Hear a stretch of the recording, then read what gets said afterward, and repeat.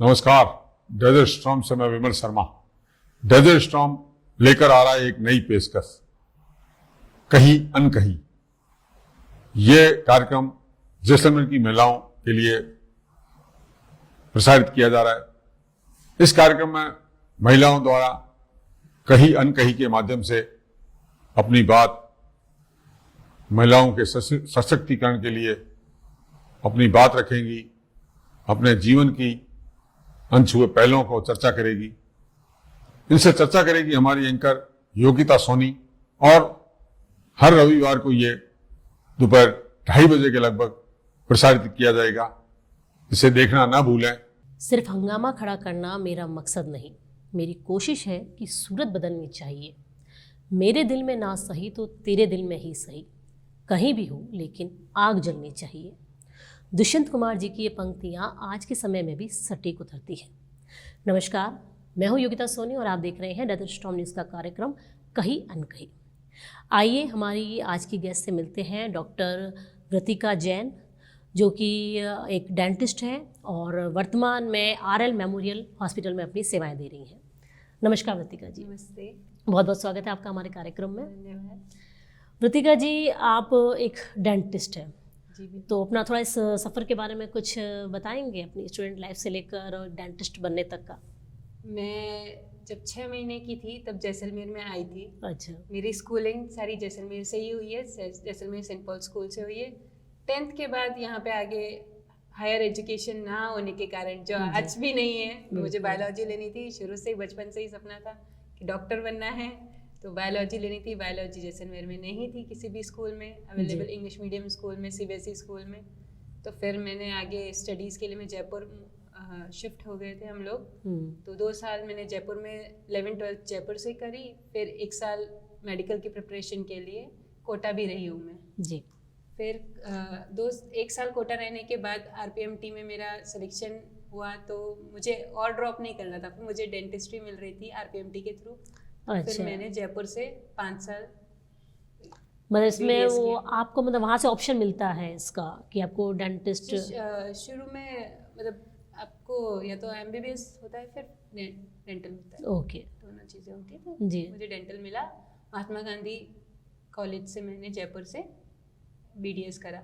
फिर शुरू से मैं जैसलमेर में ही रही थी, तो मुझे पता था यहाँ की जैसलमेर के लोगों की प्रॉब्लम, दांतों से रिलेटेड। यहाँ फ्लोराइड बहुत, फ्लोरोसिस लोगों में बहुत ज़्यादा होता है क्योंकि ये फ्लोराइड वाला बेल्ट है। अच्छा। वाटर में फ्लोराइड बहुत ज़्यादा है यहाँ के, और लोग इतना ओरल हेल्थ पे यहाँ नेगलेक्ट ही करते हैं, ओरल हेल्थ को इतने जागरूक भी नहीं है जी।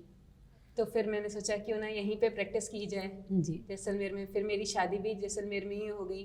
तो मैं 8 सालों से मेरी यहाँ पे वर्क कर रही हूँ। जयपुर में 2 साल मैंने ट्रेनिंग करी है, अलग अलग डेंटिस्ट के पास, बड़े डेंटिस्ट के पास सीखा काम। जी। फिर उसके बाद मैंने अपना यहाँ पर स्टार्ट किया। भाई, जैसे एज अ डेंटिस्ट अगर मैं आपसे जानना चाहूँ कि आजकल जो डेंटल प्रॉब्लम है, दांतों में जो प्रॉब्लम रहती है, मतलब पहले होता था कि एक एज तक रहता था, छोटे बच्चे हैं, मीठा ज़्यादा खा रहे हैं, चॉकलेट्स खा रहे हैं, ब्रश नहीं कर रहे हैं, उनको हो रही है। पर आज देखा जा रहा है मतलब जो एक जवान युवा पीढ़ी है जो टाइम टू टाइम ब्रश भी कर रही है, जो मीठे को भी अवॉइड कर रही है, उसके बावजूद भी उन्हें डेंटल प्रॉब्लम रहती है, तो उसका क्या कारण है? क्योंकि आजकल मीठा सिर्फ मिठाई और चॉकलेट्स में नहीं होता, मीठा हर उस चीज़ में होता है जिसमें आपको पैक्ड फूड में भर भर के मीठा होता है। जी। अपन सोच रहे हैं आजकल, पहले इतना इजीली अवेलेबल नहीं थे चिप्स, कुरकुरे, कोल्ड ड्रिंक। ये बहुत लग्जरियस चीज़ होती थी जो आप कभी कभी खाते थे। बट आप जब मैं जहाँ मैं वर्क करती हूँ RL मेमोरियल हॉस्पिटल में, वहाँ पे मोस्टली मेरे पास सारे विलेजर्स पेशेंट हैं, सब गांव के लोग आते हैं। जी। मैं जब भी वहाँ से जब भी मैं जाती हूँ तो मैं नोटिस करती हूँ कि सब गांव वालों के हाथ में, बच्चों के हाथ में एक चिप्स का पैकेट होगा और एक कोल्ड ड्रिंक की बॉटल होगी। बिल्कुल। कोल्ड ड्रिंक में कितना शुगर होता है। जी। आजकल वो सब लोग ने अपने स्नैक्स को ही, चिप्स इजीली अवेलेबल है, हर कियोस्क पे मिल जाता है, हर छोटी मोटी शॉप पे मिलता है। गांव में इजीली अवेलेबल है, 5 रुपए से पैकेट से लेके 20 रुपए तक का पैकेट आपको इजीली कभी भी मिल जाएगा। आपको एक पानी की बोतल मुश्किल होगी मिलना, पर एक कोल्ड ड्रिंक की बोतल बहुत आसानी से मिल जाएगी। आपको एक एप्पल ढूंढ मार्केट पाना में, मुश्किल हाँ, होगा, ढूंढने में और टाइम आपको लग एक 5 जाएगा। रुपए का कुरकुरे का पैकेट आपको आसानी से मिल जाएगा। जी। ये सब चीज़ें लोडेड होती हैं शुगर से, और इनकी वजह से फिर उसके बाद आप इमिडिएटली कुल्ला नहीं करते, जी। इमिडिएटली आप रिंस नहीं करते, आप ब्रश नहीं करते, तो लॉन्ग टाइम में आपके अंदर ये दांतों में फंसा रह जाता है, तो उससे आपको कैविटीज़ और कीड़े होते हैं। जो पेरेंट्स ध्यान नहीं देते, मीठा तो कुछ खाया ही नहीं है, बिल्कुल। पर उनको नहीं पता कोल्ड ड्रिंक भी तो मीठा है, बिस्किट भी तो मीठा है। तो ये तो हम जनरली जो दूध पी रहे हैं शक्कर डाल के, दूध में खुद में ही इटसेल्फ में एक शक्कर होती है, उसमें एडिशनल हम शक्कर डालते हैं, तुम और बढ़ा ही रहे हैं उसकी बढ़ा ही शक्कर। रहे हैं। तो दूध भी, जैसे छोटे बच्चे हैं जो बॉटल फीडिंग करते हैं, तो बॉटल आप काफ़ी टाइम तक आप मुंह में लेके बच्चा सो रहा है, जी। तो उनसे भी कैरीज और कैविटीज़ होती है, वो अपन नेगलेक्ट कर देते हैं, वो अपन ध्यान नहीं देते। बच्चे, हाँ ठीक है, बच्चों में सुबह ब्रश करना इज़ इम्पॉर्टेंट, पर सोने से पहले ब्रश करना इज़ वेरी वेरी इंपॉर्टेंट।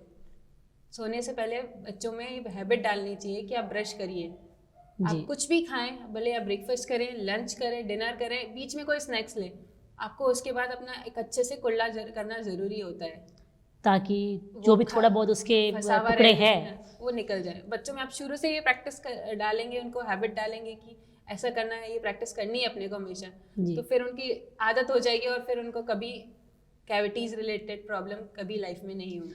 जैसे आपने कहा कि कुछ खा के, स्पेशली रात को सोने से पहले ब्रश करके, तो मैंने तो कहीं भी ये भी पढ़ा था कि जब हम कुछ खाते हैं तो हमारे उस समय हमारे जो मसूड़े जो सेंसिटिव रहते हैं, क्योंकि वो अपना वर्क कर रहे हैं चबाने का, तो उसके जस्ट बाद ब्रश करना हार्मफुल भी रहता है। तो अपन गम्स पे ब्रश नहीं कर रहे ना, अपन तो टीथ पे कर रहे हैं। जी।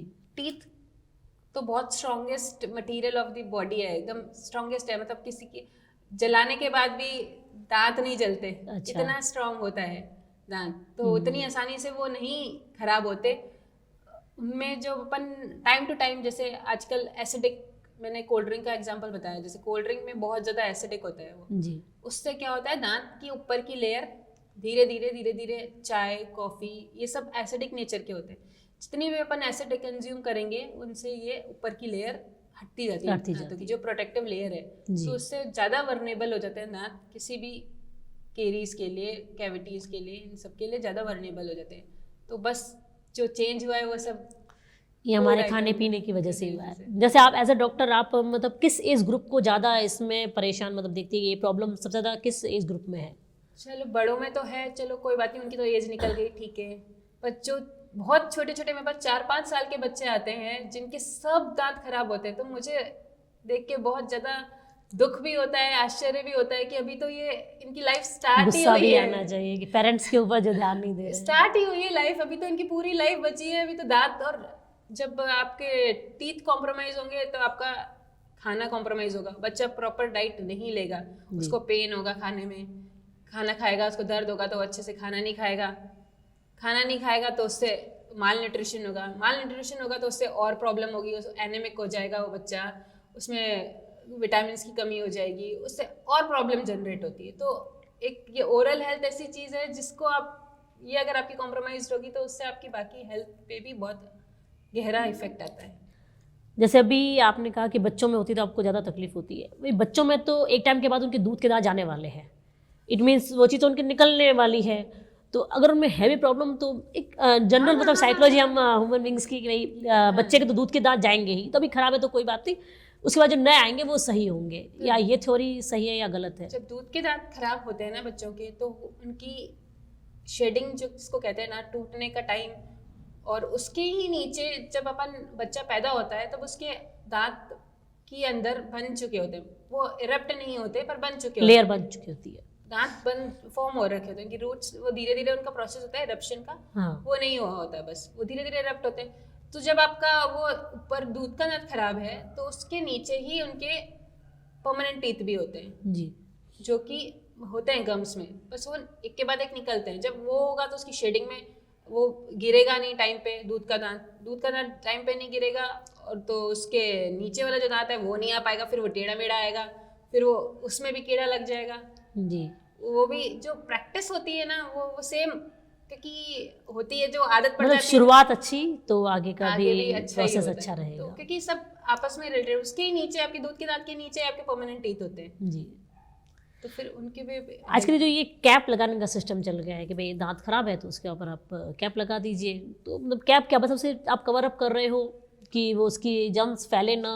बाकी अपने जैसे कोई भी ऑर्गन है अपनी बॉडी का, आपकी हड्डी टूट गई, फ्रैक्चर हो गया, तो आप उसको प्लास्टर से सही कर सकते हो। सही आपके है। बाल कट गए तो बाल ग्रो हो जाएंगे, नेल्स कट गए तो ग्रो हो जाएंगे। जी, आजकल ऑर्गन ट्रांसप्लांट भी हो रहे हैं, कोई भी आप ऑर्गन, आजकल हेयर ट्रांसप्लांट हो रहा है, ऑर्गन ट्रांसप्लांट हो रहे हैं। इतना ज़्यादा साइंस ने, मेडिकल साइंस ने तरक्की प्रोग्रेस कर ली कर है ली है, कि बिल्कुल। अब कुछ भी इम्पॉसिबल नहीं जी। है। जैसे टूथ ऐसा मटेरियल है, टूथ ऐसा ऑर्गन है एक अपना, जो एक दो ही सेट मिलते हैं आपको, उसके बाद आप कुछ भी कर लो ओरिजिनल दोबारा दांत नहीं आएंगे। नकली जरूर मिलेगा, असली नहीं मिलेगा। और जो नेचुरल जो आपको मिला है उसका कंपैरिजन आप आर्टिफिशियल चीज से कर नहीं सकते हो। बिल्कुल। उनके कैप लगती है आजकल, बहुत अच्छी अच्छी कैप आ गई हैं, पर ठीक है कैप है, वो डुप्लीकेट तो डुप्लीकेट ही रहेगा। नेचुरल चीज का नहीं आप वो कंपैरिजन कर सकते हो उससे। जो नेचुरल टूथ आपको भगवान ने दिया है उसका आप कैप से कंपैरिजन नहीं कर सकते।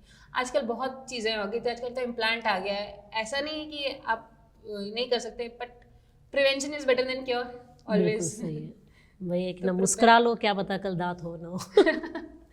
तो दांतों की अवेयरनेस के लिए और आप क्या सजेशन देना चाहेंगी कि भाई जैसे आपने एक तो बता दिया कि जंक फूड्स है, मीठा है, इन सब चीज़ों से दूर रहिए, और क्या अवेयरनेस हम रख सकते हैं? लोगों को पता ही नहीं है, अभी तक लोगों को पता ही नहीं है कि कितना ज़्यादा ये इसमें जाए जा रहे हैं, कितना इजी मार्केटिंग हो गई है। कोल्ड ड्रिंक कितना ज़्यादा पॉइजनस है हेल्थ के लिए, अपने दांतों के लिए। तो सब ये तो कोल्ड ड्रिंक तो फिर- इतना ज़्यादा मीठा है कि कितनी शुगर होती है उसमें। मतलब मैंने भी कहीं पढ़ा था कि भाई हमारे एक साल में हमें जितनी शुगर की ज़रूरत है हमारी बॉडी को, वो उतना एक एक गिलास- कोल्ड ड्रिंक की बोतल में हो जाता है। तो वो चीज़ें अवेयरनेस है। आपको time to time oral checkup तो लोग करवाते ही नहीं है। मेरे पास नहीं, दांतों के लिए हाँ, कोई नहीं करवाता है, जब बिल्कुल। उनको बिल्कुल वो खाना नहीं खा पा रहे हैं, उनका एकदम गाल सूज गया है, एकदम एंड टाइम जब आप उनसे बर्दाश्त नहीं हो रहा है दर्द, उस समय तब आएंगे। बिल्कुल नॉर्मली जब आपको छोटा सा आपको ब्लैक होल ब्लैकनिंग दिख रही है टीथ में, तब कोई नहीं आता। बिल्कुल। जब आप तब बाकी बहुत नॉर्मली easy हम होता है। बॉडी चेकअप करवा देंगे, चलो आज थोड़ा लग रहा है सुस्त तो बता लेते हैं, पर दांतों में जब तक बिना कि एकदम पेन पॉइंट पर ना हो, excavation, हमें हाँ, पेन तब तक नहीं हम आएगा कोई भी पेशेंट। तो ये लोगों में अवेयरनेस जरूरी है कि आप टाइम टू टाइम चेकअप करवाते रहिए। जी। तो आप normal time to time checkup करवाते रहेंगे तो वो भी कॉस्ट इफेक्टिव रहेगा। आप एक साथ आते हैं इतना बड़ा ट्रीटमेंट लेके, तो आपको वो बहुत महंगा पड़ता है। बिल्कुल जबकि आप स्टार्टिंग में ही करवा लें तो वो बहुत इजीली, आपको पेन भी कम होता है, टाइम भी कम देना पड़ता है, और इजीली आपका ट्रीटमेंट हो जाता है। आप एकदम एक्सट्रीम जब हो जाता है तभी आएंगे, तो फिर बिल्कुल सही आपको भी प्रॉब्लम है। मतलब टाइम टू टाइम चेकअप करवाना, हर और 6 मंथ्स में एक बार डेंटिस्ट के पास जाके आप रूटीन चेकअप करवा लीजिए, बच्चों का, खुद का, तो आपको पता रहेगा कि हमारे सही। प्रॉब्लम में ये है, ये होने वाली है, तो हम कैसे प्रिवेंट कर लें अभी से ही। जी। तो और सेकेंडली जैसे 2 बार ब्रश करना या कुछ खाने के बाद, कुल्ला करना, ये मैंने आपको बताया ही। जी। ब्रश ये बहुत ही अच्छी जानकारी दी है वृतिका जी ने हमें। आप हमारे चैनल के थ्रू अगर लेडीज़ को कोई मैसेज देना चाहें? अभी हाल ही में वुमेंस डे आने वाला है, तो मैं सब लेडीज से रिक्वेस्ट करूंगी कि थोड़ा वुमेन एम्पावरमेंट पे जो है अपनी, आजकल इतना ज़्यादा वुमेन्स आगे आ रही हैं, हर फील्ड में इतनी आगे आ रही हैं, तो जैसलमेर की लेडीज़ को भी थोड़ा अपने घर से थोड़ा निकलना चाहिए, अपने आप को थोड़ा जागरूक बनाए हर चीज़ की तरफ। पॉलिटिक्स हो, जियो पॉलिटिक्स हो, सोशलाइजिंग हो, सिर्फ बहुत ये फैशन, इनसे निकल के भी आगे थोड़ा नॉलेज बिल्कुल। लेनी चाहिए। हर फील्ड की आपको नॉलेज होनी चाहिए, भले वो कुछ भी फील्ड हो। मतलब आप अपने आप को एक गृहिणी बना के सिर्फ घर की 4 दीवारी में ना रखें। गृहिणी होना तो अपने आप में एक बहुत बड़ी बात होती है, उसके साथ साथ आप अदर एक्टिविटीज भी, एटलीस्ट न्यूज़पेपर रीडिंग करें, बिल्कुल। कुछ भी आप नॉलेज लें। सोशल मीडिया पे भी आप यूट्यूब वगैरह देख रही हैं, तो उस पे भी अच्छे कंटेंट अच्छे भी आते कंटेंट हैं। देखें जो आपकी किसी ना किसी रूप में आपकी नॉलेज इंक्रीज करे। और नॉलेज एक ऐसी चीज़ है जो कभी वेस्ट नहीं जाती। कहीं ना कहीं आपको ज़रूर काम आएगी। बिल्कुल। बहुत बहुत धन्यवाद वृतिका जी। Thank you.